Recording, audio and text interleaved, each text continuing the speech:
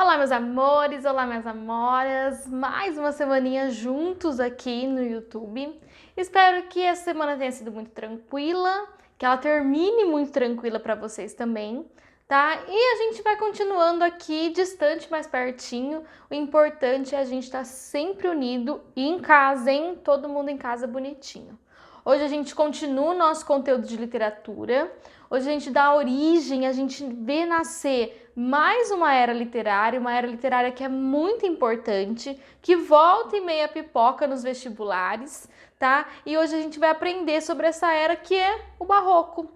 O Barroco, ele acontece lá em Portugal e também acontece aqui no Brasil. Então vai ser a primeira era literária que a gente vai ver durante essa longa transição, esse longo caminho da literatura, tá? Hoje eu vou falar com vocês sobre o Barroco em Portugal, tá? Então eu vou falar, vou explicar, vou falar sobre o contexto histórico, que é importante a gente entender, vou falar sobre as características e semana que vem a gente vê o Barroco aqui no Brasil, tudo bem? Então, chega de blá blá blá, agora a gente vai começar a nossa aula. Bom, gente, o Barroco, ele é uma era literária um pouco diferente das eras literárias que vocês já viram, tá? Ele vai começar a se posicionar num momento de intensa transição na Europa, tá? Um momento muito agitado politicamente, economicamente, religiosamente, e a gente vai ver como que toda essa agitação política vai influenciar profundamente dentro de uma era literária.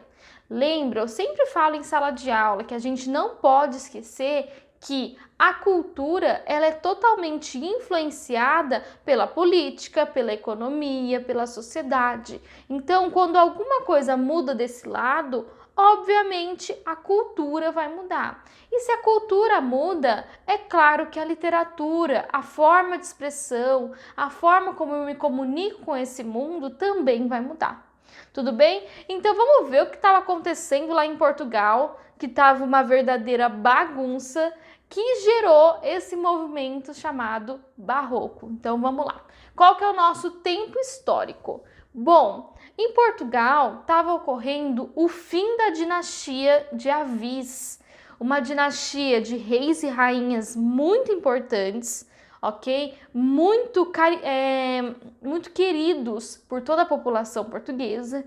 E o último rei dessa dinastia foi ninguém mais, ninguém menos do que Dom Sebastião. Dom Sebastião, um rei muito importante, um rei muito querido, tá? Um rei que simplesmente sumiu numa batalha, na Batalha de Alcácer Quibir, tá? Ele some e quando Dom Sebastião some, ele ainda não tem herdeiros. Quando ele não tem herdeiros, Portugal fica sem ninguém no trono, tá? Essa questão de Dom Sebastião sumir, hoje morrer, tá? Apesar que tem pessoas que acreditam que ele ainda vai voltar, sem herdeiros, faz com que Portugal comece a viver uma crise política, porque eles precisam colocar alguém no poder, tá? Dar o poder de Portugal para alguém, porém não tem ninguém dessa dinastia para pegar esse poder. Então o que acontece? Acontece o que a gente chama de início do domínio espanhol. Quem vai tomar conta de Portugal nesse período é a Espanha. A Espanha passa a controlar Portugal e a gente vê que o Felipe II, em Portugal ele vai chamar Felipe I, passa a ser o rei da Espanha e também de Portugal, tá? Gente, isso é muito sério, tá? Isso revolucionou muitas coisas em Portugal, porque a gente não. Os portugueses estavam sendo, a partir daquele momento, a partir do sumiço de Dom Sebastião, controlados por um rei que não era nem português, era um rei espanhol, tá? Felipe tentou manter a maioria das coisas que ele conseguiu manter, então ele manteve a língua, ele não mexeu na cultura, mas obviamente uma coisa ou outra vai se alterar e essas alterações vão fazer diferença em toda a sociedade portuguesa, tá? Então, esse período, o Fernando Pessoa, quando ele escreve sobre esse período, ele fala que foi um período sem rei e sem lei. Por quê? O Felipe, por mais que ele seja rei de Portugal e rei da Espanha, os portugueses não aceitavam o comando dele, tá? Então era como se tivesse sem nenhum rei. E sem nenhum rei, a gente acaba sem lei. Então, todo esse sentimento de não estar sendo representado por um português, de estar sendo representado por um estrangeiro, desse estrangeiro não entender como funcionava a sociedade, a cultura, a economia, os aspectos portugueses, fez com que fosse criado em Portugal, um sentimento de derrota e de intensa infeliz. Nossa, trava-língua. Buguei, tá? Então, os portugueses se sentiam extremamente infelizes, tá? Com o reinado de Felipe. Eles sentiam que eles estavam derrotados, que eles tinham sido conquistados pela Espanha. E isso foi gerando um sentimento de reclusão, um sentimento de tristeza, um sentimento de amargura mesmo. Então, durante esse período, Portugal ficou extremamente amargurado. E isso, obviamente, vai influenciar dentro da obra do Barroco, vai fazer diferença quando a gente analisa o Barroco e depois a gente analisa as outras obras. Então, esse sentimento, além de tudo, ele vai ser combinado com um movimento que estava acontecendo na Europa inteira, que é o movimento da Contra-Reforma. Contra-Reforma, o movimento contrário a quais reformas? As reformas protestantes. Então, não podemos esquecer que em países como Inglaterra, Alemanha, estavam acontecendo reformas protestantes, reformas que protestavam contra o quê? Contra o domínio católico, contra o catolicismo. Então essas reformas, elas incomodaram profundamente a Igreja Católica, e a Igreja Católica cria um movimento contra essas reformas, e um movimento que faz o quê? Que tenta a todo custo reinstaurar o catolicismo na Europa e nas colônias, tá? A gente não pode esquecer das colônias, que as colônias também tiveram toda uma movimentação a favor da Igreja Católica, tá? Então, todo esse contexto, todas essas intensas modificações que estavam acontecendo em Portugal, elas vão criar um movimento que é o movimento do sebastianismo, tá? O sebastianismo é o desejo e mais forte que isso, a crença, tá? Eles acreditavam que Dom Sebastião não tinha morrido e que Dom Sebastião voltaria para Portugal e salvaria Portugal desse domínio espanhol, tá? Obviamente, gente, Dom Sebastião nunca voltou, tá? Ele morreu realmente. Esse sebastianismo, ele acontece até hoje, tá? Então, até hoje, o sebastianismo é um traço cultural muito forte de Portugal, tá? Ele ainda é citado. E o Barroco, ele é uma era literária muito importante porque ele é uma era literária portuguesa que está dentro dessa movimentação política, que foi uma movimentação política muito forte lá dentro de Portugal. Então, o que a gente percebe analisando aqui esse tempo histórico em Portugal? Intensas modificações, um sentimento de derrota, um sentimento de reclusão e, ao mesmo tempo, um sentimento de esperança, que esse rei volte um dia, tá? Então, esse grande caldeirão, essa grande mistura vai fazer e vai gerar o que a gente chama de barroco. Tudo bem, gente? Então, vamos seguir. O que é o barroco? Quais são as características desse barroco? O barroco é conhecido como a arte da Contra-Reforma. Então a gente conhece o barroco como um movimento que foi criado pela Igreja Católica, ok? Para conseguir barrar as reformas protestantes de Lutero, de Calvino. Tudo bem? Então a gente não pode desvincular o barroco da Igreja Católica, ok? Eles são movimentos muito próximos, movimentos um derivado do outro, tá? Então, o que esse barroco tentava fazer? Ele tentava unir duas coisas opostas dentro de uma coisa só.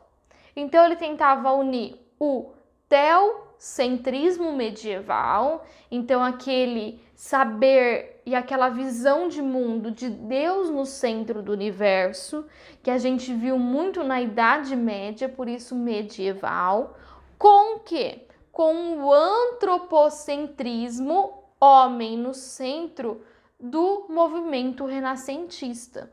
Então eles querem criar no mesmo caldeirão, em uma mesma obra, a união do teocentrismo, Deus no centro, com o antropocentrismo.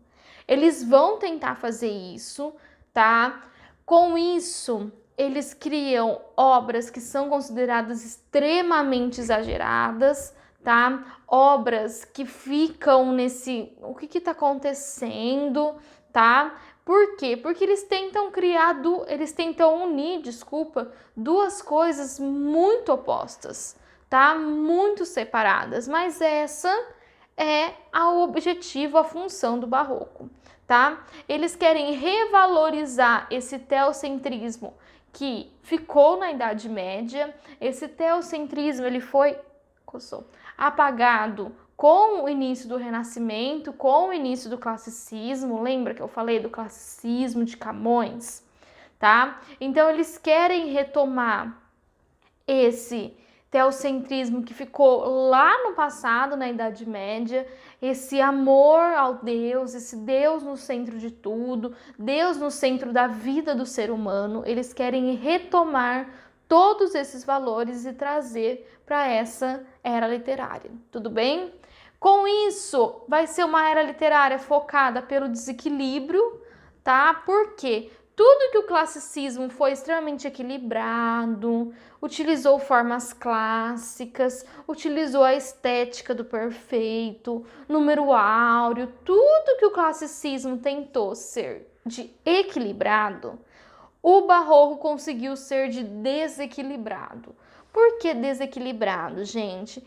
As emoções no barroco, a estética do barroco, ela é muito desequilibrada, ela é muito focada em exageros, tá? E quando a gente foca nos exageros, a gente tende a desequilibrar as coisas, tanto na forma quanto no conteúdo. Então, a forma e o conteúdo do barroco são formas e conteúdos desequilibrados. Por quê? Porque são exagerados.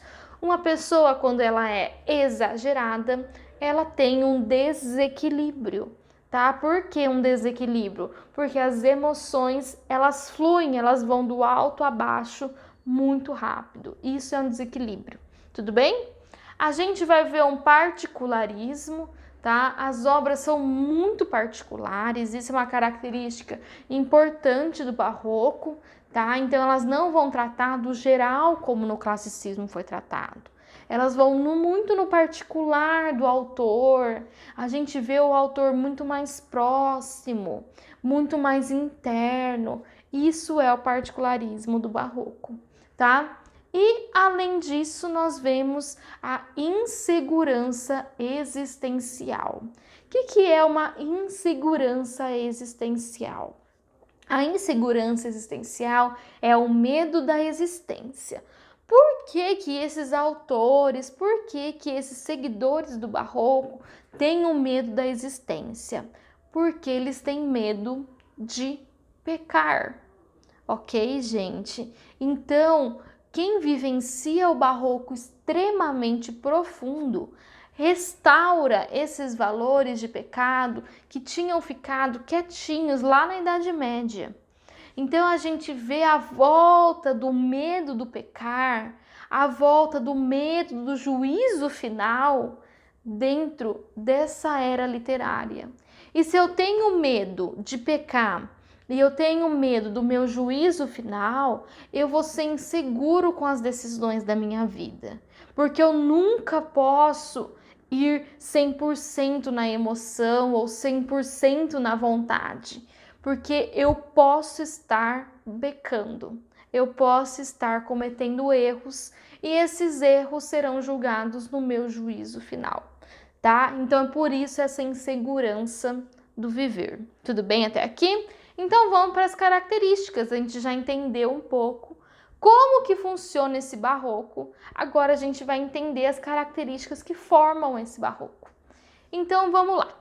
Medo de estar vivo, tá? Então eu tenho medo sim de estar vivo, porque quando eu tô vivo, eu tô propenso a pecar, tudo bem? Eu desconfio dos prazeres. Por que que eu desconfio dos prazeres? Porque o prazer, na maioria dos casos, ele está associado a um pecado. Então, quando a gente está em sala, essa hora que eu paro e eu pergunto o que que dá prazer para vocês. Aí vem as melhores das respostas, né? Vem comer batata frita, dormir, ficar o dia inteiro assistindo Netflix, tá? Que mais? Beijar na boca. Tudo isso é pecado, ok? Quando a gente come muita batata frita, ou quando a gente come muito hambúrguer, ou quando a gente vai lá só porque a gente tá com vontade, a gente nem tá com fome, tudo isso é gula, tá? Gula é pecado. Quando a gente dorme muito mais do que a gente precisa, ou quando a gente fica o dia inteiro assistindo Netflix, é preguiça. Preguiça também é pecado, tá? Aí a gente pode entrar nas mil coisas. Ai, professora, adoro comprar blusinha na Renner. Opa, será que isso aqui não tá um pouquinho de luxúria? Tá? Então a gente vê que muitos dos nossos prazeres, eles são originados de pecado, tá? Tudo bem? Então é óbvio que eles vão ter desconfiança dos prazeres da vida, dos prazeres carnais, tá? Porque esses prazeres carnais, eles são sim pecado dentro dessa visão medieval, tá? E eles vão sim ser julgados lá no final da vida deles, quando eles chegarem no juízo final. E talvez um pecado que eu cometa aqui na terra vai ser o pecado que vai me levar para o inferno e vai me deixar de levar para o céu. Ok? Então eles ficam desconfiados, eles ficam com esse, nossa, será que vai, será que não vai? É melhor eu ficar, não, é melhor eu não fazer. Tá? Essa desconfiança na vida, tudo bem? Então eles acreditam muito na punição dos pecados e além disso, eles acreditam que esse corpo, que o nosso corpo é a fonte do pecado, porque é o corpo que tem essas vontades. Então, se é o corpo que tem essas vontades, a gente tem que tentar barrar esse corpo o máximo possível, tá? Então, a gente percebe só olhando aqui, gente, o quanto a Igreja Católica está muito próxima desse movimento. O quanto os dogmas, os valores, as noções católicas estão dentro de um movimento literário, tá? Então a Igreja Católica, ela é totalmente conectada com o movimento do Barroco. Tanto que quando a gente analisa os dois maiores escritores do Barroco, a gente tem ninguém mais, ninguém menos do que padre e freira, tá? A freira Mariana e o padre, tudo bem? Então, a gente vê que não é à toa que a Igreja Católica cria um movimento literário e coloca como grandes escritores desse movimento o padre, tá? O Antônio Vieira e a freira Mariana, tá? Não é à toa, tudo bem? Então vai estar sim tudo ligado, vai estar tudo sim conectado com esse movimento de contra-reforma, de barrar as reformas protestantes. Porque o maior medo da Igreja Católica era que as reformas protestantes saíssem da Inglaterra, da Alemanha e chegassem até os grandes países católicos, como Espanha, Portugal, Itália, as colônias espanholas, as colônias portuguesas. Esse era o grande medo, tudo bem? Então, além de tudo isso, o que está dentro desse barroco? A gente vê o feísmo. O barroco, ele não é feio, tá, gente? Por mais que algumas obras causem estranhamento, por mais que algumas obras sejam diferentes, elas são diferentes exatamente por um motivo. Qual motivo? Elas querem se afastar, se diferenciar daqueles valores clássicos que a gente viu lá no classicismo. Tá? Então eles se afastam daquela estética perfeita, daquela estética do homem, da mulher com perfeição corporal, tá? Eles se afastam disso. Eles são exagerados. Por isso que a gente chama de feísmo. Por que tem um feísmo? Porque é contrário ao clássico. Tudo bem? Além disso, a gente vê um dualismo muito forte. O que é o dualismo? É os conflitos e os dilemas desse homem barroco. Esse homem barroco, ele é um homem que ele vive constantemente dentro de um dilema. Ele sai de um dilema e ele vai para outro dilema. Qual dilema? O dilema do eu devo ou não devo fazer as coisas. Isso é ou isso não é pecado, tá? Então esse é o grande dilema do homem barroco. E esse grande dilema vai aparecer sim nas grandes obras barrocas. Tudo bem? E para a gente finalizar as características, a gente tem o fusionismo. O fusionismo é a fusão que o barroco pretende fazer, que o barroco consegue em algumas medidas fazer entre o antropocentrismo e o teocentrismo. Tudo bem, meus amores? Então tá bom, então vamos continuar. Então, quando que começa o barroco em Portugal mesmo? A gente tem uma data que foi a primeira obra, tá? Então essa data não é a bateção de martelo, lembra? Não existe nenhuma bateção de martelo dentro das humanidades, tá? Então o início a gente marca no ano de 1580, ok? Aqui no Brasil vai ser um pouquinho mais para frente. E dentro do barroco português, a gente tem dois estilos, tá? Eu vou explicar os estilos para vocês, fiquem tranquilos, tá? Quais são os estilos? O estilo do conceptismo. Esse conceptismo pode ser chamado também de quevedismo, tudo bem? O cultismo, que é um outro estilo, e esse cultismo pode ser chamado também de gongorismo, tudo bem? Além disso, além desses dois estilos, a gente vai ter uma oratória sacra. Então vamos lá. Oratória, o ato de falar bem. O que é uma oratória sacra? É o ato de falar bem sobre o quê? Sobre a religião. Tudo bem? Então, a oratória dentro do barroco é uma oratória de sermão. O que é o sermão? Todo mundo que já foi em alguma missa católica, tá? Vale em cultos evangélicos também, desculpa.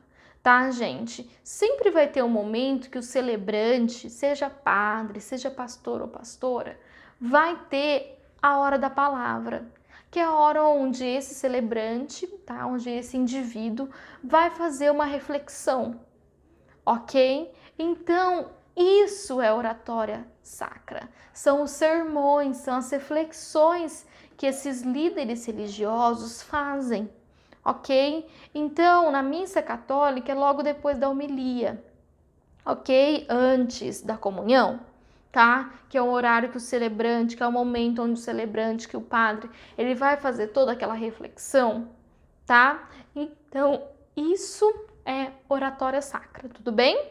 E prosa didática. Prosa, lembra escrita no estilo de livros, tá? De parágrafos, didática que tem um fim de ensinar. Analisando todo o contexto do Barroco, o que vocês acham que essa prosa vai ensinar?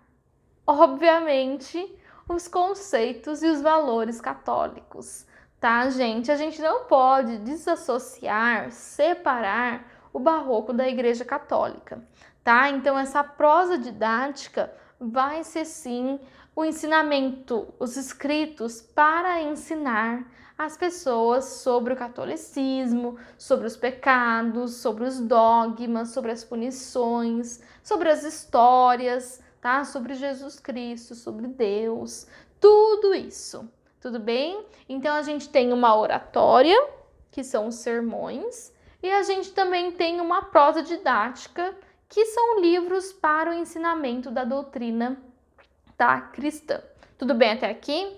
Então vamos seguir. O que é conceptismo? O conceptismo é um estilo do Barroco, tá? E a gente fala que o conceptismo é um jogo de persuasão. Tudo bem? Então, o que é um jogo de persuasão? É um jogo onde eu quero convencer alguém, tá? A gente sempre faz jogo de persuasão quando a gente quer alguma coisa. Lembra quando vocês eram pequenos ou adolescentes, assim, e os pais ainda não liberavam para tudo? E a gente tinha que ficar naquele trabalho de convencimento, que às vezes demorava. Não, mas Tanana vai. Não, mas eu me comportei hoje. Não, mas eu lavei a louça. Mas tudo isso é um jogo de convencimento, é um jogo de persuasão, tá? Outro exemplo muito claro de persuasão é quando a gente tá muito afim da pessoa e a gente fica aqui, ó, bom e velho chavecão, tá? Você tá tentando persuadir, você tá tentando convencer a pessoa que se ela ficar com você, vai ser muito bom para ela, tá? Tudo isso é persuasão, tá? Então, o que essa persuasão vai usar dentro do conceptismo? Vai usar conceitos e argumentos para convencer alguém de algo. Analisando todo o histórico do Barroco que a gente tem até aqui, esse convencimento vai ser sobre o quê? Vai ser sobre religião. Exatamente, tá? Então é uma persuasão, é um convencimento sobre a religião católica e que essa religião católica é a melhor religião e que você não deveria seguir outras religiões, porque seguir outras religiões é pecado, tá? Que você deveria seguir o verdadeiro Deus, o verdadeiro Jesus, tá? Então é um convencimento através da literatura para que as pessoas continuem ou retornem ou voltem ou acreditem, tá, na fé cristã católica. Tudo bem até aqui? Então tá bom. Por isso que é conceptismo. Conceptismo vem de conceitos. Esses conceitos e esses argumentos utilizados para persuadir.